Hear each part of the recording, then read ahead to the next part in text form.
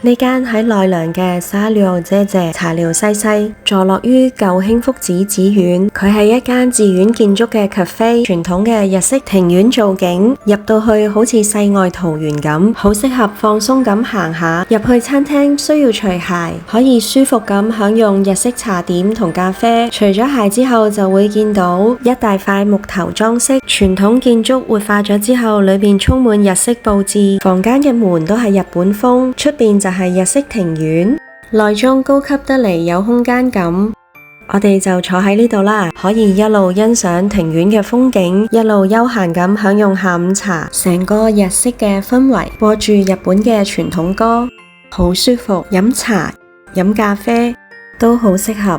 招牌咖啡姐姐 Latte， 咖啡好香，加咗肉桂同丁香，好獨特嘅風味，好好飲。經典 Cappuccino， 香濃幼滑，一樣冇得彈。呢間日式甜品 cafe 喺近鐵奈良站行去東大寺嘅路上，推薦大家嚟試下。我係 Faith， 記得追蹤我。